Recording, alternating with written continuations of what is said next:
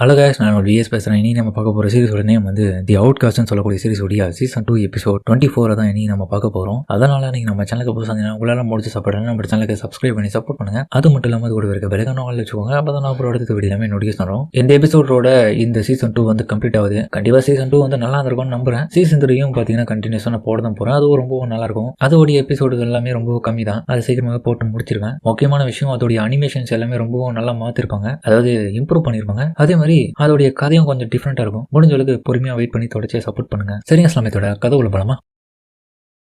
இப்போ அதுக்கப்புறம் வந்து அந்த மெமரி சேரோட ஜென்ஜே மாஸ்டர் இப்போ அவங்களுடைய ஆட்கள் இருக்கிற இடத்துக்கு வந்துட்டாங்க. இப்போ அதை வச்சு டிஸ்கஸ் பண்ணிட்டு இருக்காங்க. இந்த கொஞ்சி பாரை பத்தி கத்துக்கிறதுக்காகவா இவ்வளவு பெரிய ஆர்ப்பாட்டமே பண்ண பின் என்ன சும்மா நினைச்சியா? சரி, ஓகே. ஆனா எவனுமே அங்க நான் கொல்லலையா? அது பிரச்சனை இல்லையா உனக்கு? நீ கொல்லாதனாலதான் நல்ல வேலை உயிரோட இருக்க. கொண்டுட்டு இருந்தா நேற்றுக்கு நானே கடுப்பாயிட்டு இருப்பேன். உன்னுடைய வேலை அந்த அவங்க டிஸ்ட்ராக்ட் பண்றது மட்டும் தான். நான் இது எடுக்கிறதுக்காக தான் போயிருந்தேன். வேற வழி இல்லாம தான் நான் ஒருத்தர் அங்க கொல்ல வேண்டியது நிலம் ஆயிடுச்சு அப்படின்னு அவன் வில்லத்தனமா அந்த இடத்துல சொல்றான். அதுக்கப்புறம் கரெக்டா வந்து பொழுது வெடியும் போது ரெங்குக்காவும் அந்த இடத்துக்கு வரான். கரெக்டா மாஸ்டர் டென் அந்த இடத்துல இறந்துட்டு இருக்கிறத பார்த்துட்டு அவனும் ஷாக்கா வரான். இன்னொரு பக்கம் ஏஜன் வந்து ஃபீலிங்ல இருக்கிறத பார்த்துட்டு அவன் அவ்வளவுதான் வாயடிச்சு போயிட்டு ஷாக் ஆயிட்டான். என்னதான் நம்ம என்னடா பண்ணிட்டோன்ற மாதிரி அப்படி இருக்காம லாட் டென்ஷனா, டேய் இது உன்னுடைய தப்புலாம் கிடையாது, என்ன நடக்கணுமோ அது நடந்து போயிடுச்சு, சொல்றதுக்கு அவனே பதட்டமாவாத ஏஞ்சிக்கிடான்ற மாதிரி நம்ம லாட் டென்ஷன் கூப்பிடுறாரு. ஆனா அவர் இறந்துட்டான்ற அதிர்ச்சியில இருந்து வெளியே வர முடியாம அப்படியே நின்றுட்டு இருக்க ஸ்டன் ஆகி 2-3 தடவை சொல்லி அவன் வர்றதை பார்த்துட்டு கடு போயிட்டு ஏஜன் அப்படின்னு சொல்லிட்டு தூக்கி போட்டு அடிப்பாரு. அதுக்கப்புறம் அவன் பயங்கரமா கதறி அழுதுட்டு இருக்காங்க. அந்த டைம்ல தான் நம்ம ஜோசனும் நம்ம ஒஃபும் வந்துட்டு இருப்பான். அவ சோரனை போயிட்டு கூப்பிடலான்னு பார்க்கும்போது ஜோசன் தடுக்கிறான். வேணாம், அங்க நிலைமைய ரொம்பவும் சோகத்தோட போயிட்டு இருக்கு, நம்ம இந்த இடத்த விட்டு கிளம்புவோம். அந்த ஒரு சமயத்துல எல்லாரும் அழுதுட்டு இருக்கத இவ பாத்துட்டு இருக்கான். அப்புறம் நம்ம டென்ஷென்ஜோ இறந்த விஷயம் எல்லாமே எல்லா விதமான ஆளுங்களுக்கும் போது அவுட் சைடர்ஸ்ல இருக்கவங்களுக்கு எல்லாருமே இந்த விஷயத்தை கட்டிட்டு அதிர்ச்சி வராங்க. இதுல 2 எல்டர்ஸ் மட்டும் ரொம்ப சந்தோஷமா இருக்கானுங்க. செத்துட்டானா இப்பயே போக வேண்டியவன் இப்ப வரான். அதுக்கப்புறம் நம்ம ஓயா பார்த்தா தன்னுடைய வீட்டுக்கு போயிட்டு இருக்கான். அப்ப அந்த டைம் அவனுடைய மாஸ்டரும் கால் பண்ணி, என்னது இதுக்கப்புறம் நான் உங்களை மாஸ்டர் எல்லாம் கூப்பிட முடியாது, ஏன்னா நான் உங்களுடைய பேருக்கு கலங்கத்தை ஏற்படுத்துறேன். ஏய் இப்படிலாம் சொல்லாத, ஒழுங்கா நீ கிராண்ட் மாஸ்டர் பார்க்கறதுக்கு அவர் ஒன்று வர சொல்லிருக்காங்க அப்படின்னு சொல்லிட்டு கடு போயிட்டு அதுக்கப்புறம் அவர் அந்த இடத்த விட்டு தன்னுடைய கிராண்ட் மாஸ்டர் பார்க்க போறாரு. ஓடியோ என்னாச்சு? எதுக்காக நீங்க ஓயாவை வந்து இந்த இடத்த விட்டு தூக்கிட்டீங்க? அவன் என்னோட சிஷியன், அவனுக்கு நான் நிறைய விஷயத்த பண்ணிருக்கேன். அவன் எது பண்ணாலும் கரெக்டாக தான் பண்ணுவான், எந்த விதத்திலும் அவன் தப்பு பண்ண மாட்டான். அவன் இந்த மாதிரி பண்ணிருக்கானே எதனா ஒரு ரீசன் இருக்கும். அவனை ஃபர்ஸ்ட் கூப்பிட்டு வச்சு நம்ம பேசுவோமே, அதுல எந்த விதமான அர்த்தமும் இல்லை. திரும்ப இந்த இடத்துக்கு அவன் வரவும் தேவையில்லை. நம்ம போஸ்டனுடைய டெக்னிக் என்னன்றது தெரியல, இருந்தாலும் அதையும் மீறி அவன் அந்த இடத்துல போயிட்டு எல்லா விதமான உண்மைகளையும் போட்டு உடச்சிருப்பான். வாய்ப்பு இருக்கு. பார்த்ததுக்கு அவனுடைய மேட்ச்ல வேற விட்டு கொடுத்துட்டு வந்திருக்கான். எனக்கு நல்லாவே அது தெரியுது. அவனுக்கு நான் பல முறை இந்த இடத்துல இருந்து அனுப்பும் போது கூட சொன்னேன் நம்மளுடைய கிளானுக்கு பெருமை சேருன்னு. ஆனா அவன் அதை பண்ணல. அதனால அவன் இதுக்கப்புறம் இந்த இடத்துல இருக்க வேண்டிய அவசியம் இல்லை. அதனால தான் தூக்கிட்டேன். ஆனா அதுக்குன்னு இன்னொருத்தனை இந்த இடத்துல தூக்கிட்டீங்களா? இப்போ ஸ்டூடெண்ட் இல்லாம நம்ம எப்படி இங்க நடந்தது ஸ்கூல அந்த தப்பாலும் வந்து கணத்துல யாரும்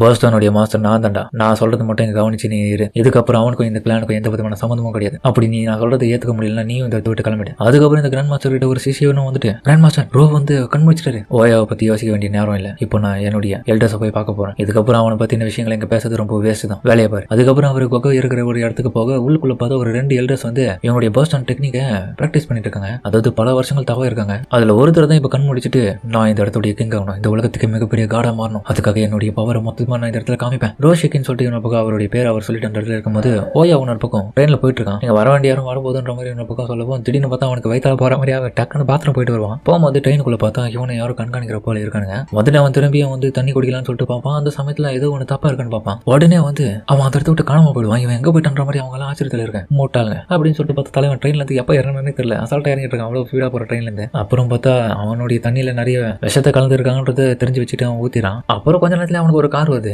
யங் மாஸ்டர் ஓயா எப்படி இருக்கீங்க, ரொம்ப நாள் கழிச்சு பாக்குறோம், போலாமா வீட்டுக்கு? ஏய் என்ன யங் மாஸ்டர் எல்லாம் சொல்லாதன்னு சொல்லியிருக்கேன். சரி ஓகே ஓயா போலாமா? ஆமா ரூம் எல்லாம் கேள்விப்பட்டேன், பூஸ்டான்ல இருந்து உங்களை தூக்கிட்டாங்களே அந்த ஸ்கூல்ல இருந்து. இது உங்களுக்கு நல்லதே இல்லைன்னு தெரியுமா? ஏன்னா நீங்க அந்த இடத்த விட்டு வந்ததுனால உங்க அப்பா கண்டிப்பா உங்க அப்பாவுடைய கம்பெனியில வேலை பார்க்கறது உங்களை ஃபோர்ஸ் பண்ண போறாரு. உண்மையாவா? அப்பாவுக்கு தெரியுமா? கண்டிப்பா தெரியும். ஆனா சீக்கிரமா வீட்டுக்கு போய் ஆகணும் நம்ம, ஏன்னா அவருக்கு உடம்பு சரியில்லை. இது கேட்ட உடனே அவன் ஷாக் ஆயிடுவான். அப்புறம் அவன் சைனால இருக்கிற பெய்ஜிங் இடத்துக்கு போயிட்டு இருக்கான். அதுக்கப்புறம் ஹீரோவை வீட்டுல பாத்துட்டு இருக்க இவன் நடன கத்தி சாணம் முடிச்சிட்டு இருக்கா. இவன் என்ன இவ்வளவு காண்டா இருக்க தெரியல, என்னாச்சு இருக்கும்? ட்ரெயின்ல வரும்போது கூட எதுவும் பேசாம கம்மன் வந்தது, நம்ம என்ன தெரியாம தனமா எதனா தப்பு பண்றோமா? ஓஹோ என்னாச்சு? ஏய் என்னடி பண்ண போற? நான் எதுவும் பேசுற மாதிரி ஐடியா இல்லை. ஏன்னா ஜோசனா தான் சொன்னா யார்கிட்டயும் எதுவும் பேசாத இப்போதைக்கு, அதனால தான் சும்மா இருக்கனால சாணம் முடிச்சிருக்கேன். எதுக்காக நீ இவ்வளவு சோகமா இருக்குன்னு எனக்கு தெரியல. முறை உன்னோட ஃபேஸ் பார்க்கும்போது எனக்கு சோகமா இருந்துச்சு. உனக்கு பிடிச்ச பர்சன் இறந்துட்டா இப்படிதான் நீ ரொம்ப ஃபீல் பண்ணுவியா? அப்போ அது நானா இருந்தா கூடவா? ஓஹோ என்னதான் பேசுறேனே புரியல எனக்கு. நான் இப்போ டென்ஷன் ஆக முடியாது. கொஞ்சம் வாரில் நடந்த விஷயத்தையும் என்னால தெரிஞ்சுக்க முடியாது. என்ன மன்னிச்சிடு. நீ எதிர்பார்த்த அந்த விஷயத்தையும் என்னால அடைய முடியல. அவளுமே இந்த விஷயத்தை கேட்டுட்டு கொஞ்ச நேரம் அமைதியாட்டி கம்முன்னு விட்டுருவா. ஆனா இருந்தாலும் ஏதோ ஒரு விஷயம் வெடிக்குது. ஓயா கூட நான் சண்டை போட சாப்பிடும்போது அவன் விட்டுட்டான். இருந்தாலும் லார்ட் டென்சியும் ஒரு பக்கம் என்ன டென்சி ஆகணும்ன்ற ஒரு கோல்ல இருந்து விட்டுட்டாரு. எனக்கு இதுல பிடிப்படாத விஷயம் என்னன்னா ஒஃபோ யாரு தான் இந்த இடத்துல. இவளை பார்த்து ஏன் நிறைய பேர் ஆச்சரியப்படுறாங்க. முக்கியமா இவளுடைய டெக்னிக் என்னன்றதுல எல்லாருக்குமே தெரியாம ஆச்சரியத்துல இருக்காங்க. கண்டிப்பா இவளுக்கும் அந்த குன்சிவாருக்கும் சம்மந்தம் இருக்கணும் போது நான் ஃபர்ஸ்ட் ஒஃபோவை பத்தி தெரிஞ்சுக்கணும். அதை பத்தி நான் ஈஸியா தெரிஞ்சுக்க முடியும். அதனால ஒஃபோ உன்னுடைய பாஸ்ட்ல நடந்த விஷயம் எதனா இப்போ வச்சு ஞாபகம் இருக்கா? உன்னுடைய ஃபேமிலி யாரு? வெளியே தான் இருக்காங்க அவங்க. சொல்லு. உனக்கு ஃபேமிலி இல்லைனா நீ வருத்தப்படாத, நான் உன் கூட இருக்கேன். அப்படி என்ன புலிகள்னாலும் சொல்லு, நான் உன்னை விட்டு போறதுக்கும் தயாரா இருக்கேன். ஏன்னா எனக்குமே அந்த ஃபேமிலியும் கிடையாது. எனக்கு ஃபேமிலி எல்லாமே நீங்க மட்டும் தான். கண்டிப்பா நான் உன் கூட இருக்கணும் தான் ஆசைப்படுறேன். இல்ல போய் எனக்கு என்னன்னு தெரியல, உள்ளுக்குள்ள யாரோ ஒருத்தங்க இருக்க மாதிரி தெரியுது. ஆனா அவங்க கிட்ட போகிறதுக்கு எனக்கு தோணல. உன் கூட இருக்கணும் தான் என் மனசு சொல்லுது. எனக்கு புரியுது. கவலைப்படாத, என்ன மன்னிச்சிட்டு. கண்டிப்பா அடுத்த கட்டம் நான் உன்னை பத்தின பாஸ்ல நடந்த விஷயத்தை தான் போய் தெரிஞ்சுக்க போறேன். அதுக்கப்புறம் ஜோயோன் வந்து கால் அட்டன் பண்றதுல எல்லாருமே இப்ப மீட்டிங் போட்டாங்க. ஹீரோவும் ஏன்பா டோர்னமெண்ட்ல இப்ப லாட் டென்ஸ் ஆக முடியாது, அதனால குன்சிவாரை பத்தின எந்த விதமான விஷயங்களும் என்னால தெரிஞ்சுக்க முடியாம போயிடுச்சு. ஆனா இருந்தாலுமே நம்ம விட்டு கொடுக்க தேவை. அடுத்த கட்ட விஷயம் எல்லாமே எனக்கு நல்லாவே தெரிஞ்சு போயிடுச்சு. அந்த குன்சிவாரை பத்தி எங்க தாத்தா மூலியமா எனக்கு தெரிய வந்தது என்னன்னா ஒஃபோவை சுத்தி தான் எல்லா விதமான ரகசியங்களும் அடங்கியிருக்கு. அதனால நம்ம ஒஃபோ ஃபர்ஸ்ட் யாருன்றதை நம்ம தெரிஞ்சுக்கணும்னா கண்டிப்பா அடுத்த கட்டம் எல்லாமே நமக்கு நல்லாவே தெரிய ஆரம்பிச்சிடும். என்னடா சொல்ற? ஆமா, இது எங்க தாத்தா தான் சொன்னாரு. எல்லா விதமான ரகசியங்களும் அந்த குன்சிவாரை பத்தி இந்த ஒஃபோன்ற பொண்ணுக்கு பின்னாடி தான் அடங்கியிருக்கு. இவளை சுத்தி தான் நிறைய மர்மங்கள் இருக்குன்னு சொல்லிருப்பாரு. அதனால இவ்வளவு பத்தின ரகசியங்களை நம்ம போயிட்டு வேற இடத்துல தேடி கண்டுபிடிக்கணும்.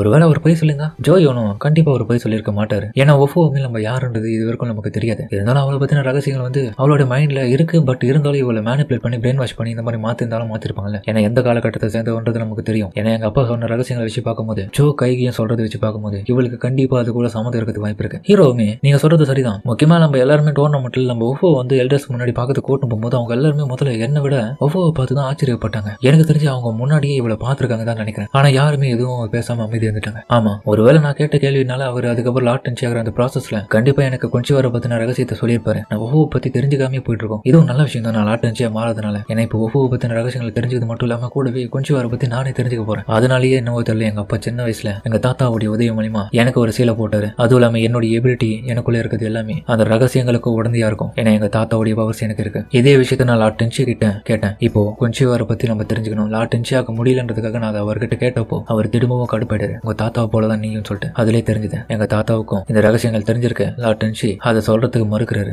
மொத்தமா அந்த 8 மெம்பர்ஸ்ல 35 ஃபேமிலிஸா இருந்திருக்காங்க. அந்த ஒரு கிளான்ஸ் எல்லாத்துலயுமே நம்ம நிறைய விஷயங்கள் தெரிஞ்சுக்க வேண்டியது இருக்கு. ஏன்னா எல்லாருமே குன்சிவாரில் சம்மந்தப்பட்டிருக்காங்க. அப்புறம் திடீர்னு நம்ம ஜோசனுக்கு கால் வந்து அவன் பேச போகும்போது ஹீரோவும் ஒஃபோ நீ கவலைப்படாதே, கண்டிப்பா உன் பாஸ் நடந்த விஷயம் எல்லாமே நம்ம தெரிஞ்சுக்கிறோம். நான் உனக்கு எப்பவுமே கூட தான் இருப்பேன், உன்னை விட்டு பிரிய மாட்டேன். கூடிய சீக்கிரமே உன்னுடைய ஃபேமிலியை கண்டுபிடிப்போம், அதுக்காக நான் காத்துட்டு இருக்கேன் அப்படின்னு ஒரு பக்கம் அவன் பாசமா சொல்றதுல இன்னொரு பக்கம் பார்த்தா அவன் ஜோயோன் கிட்ட ஜோயோனே இந்த பையன் ஒரு சில முறை என்ன விட ரொம்ப புத்திசாலியா இருக்கான் இந்த விஷயத்துல, சில முறை தானே. அதுக்கப்புறம் ஜோசனும் என்ன முறை அவர்கிட்ட இருந்து நம்ம எந்த விதமான ரகசியமா கேட்டுக்க முடியாது. ஏன்னா ரெங்கு கோயில ரொம்ப பிஸியா இருப்பாரு இந்த டைம்ல. அதனால அவர்கிட்ட நம்ம அப்புறமா பொறுமையா கூட கேட்டுக்கலாம். ஆனா உனக்கு இந்த இடத்துல நிறைய மிஷின்ஸ் இருக்கு. மிஷின்ஸா? ஆமா, இந்த உலகத்துல இன்னும் அவுட் சைடர்ஸ் வெளியே உலகத்துல இருந்து நிறைய விதமான தப்புகளை பண்ணிட்டு இருக்காங்க. நம்ம அதெல்லாம் தடுக்கணும். அதனால முடிஞ்சளவுக்கு அதெல்லாமே பார்த்துக்கிட்டு இவ்வளவு பத்தின ரகசியங்களும் நம்ம கூட இருந்து தெரிஞ்சுப்போம். அதுவும் இல்லாம உனக்கு ஒரு முக்கியமான மிஷின் ஒன்று இருக்கிப்போம். அந்த ரெக்வஸ்டின் படி நீ அடுத்த கட்டமா பெய்ஜிங்க்கு போற அப்படின்னு அவர் சொல்ல பெய்ஜிங் சொல்லிட்டு ஹீரோவே ஷாக் ஆகும். தலைவன் அதுக்கப்புறம் நம்ம சொக்கெட்ஸ் வந்திருக்கான். அவனும் ஏர்போர்ட்ல வெயிட் பண்ணிட்டு இருக்க. அதோட இந்த சீசன் 2 இதே இடத்துல முடிக்கிறாங்க. கண்டிப்பா வேற லெவலா இருக்கும் இந்த சீசன் 2 நம்புறேன். சீசன் 3 தொடர்ச்சி இதுக்கப்புறம் போட தான் போறோம். முடிஞ்சளவுக்கு அதுவும் பார்த்து சப்போர்ட் பண்ணுங்க. அதுவுமே ரொம்ப நல்லா இருக்கும் கதை. என்ன ஒரு 3 சீசன் கிட்ட இருக்கு. கண்டிப்பா அதையும் பார்த்து நம்ம முடிச்சிடலாம். தொடர்ச்சியா பார்த்து சப்போர்ட் பண்ற ஒவ்வொருத்தருக்கும் ரொம்ப நன்றிகளை நான் சொல்லிக்க விரும்புறேன். ஏன்னா நீங்க இல்லைன்னா இவ்வளவு தூரத்துக்கு நான் போட்டிருக்கவே மாட்டேன். அதனால உங்களுடைய சப்போர்ட்டுக்கு ரொம்பவும் நன்றி. சரிங்க, இதோட இந்த வீடியோ முடிச்சுமா.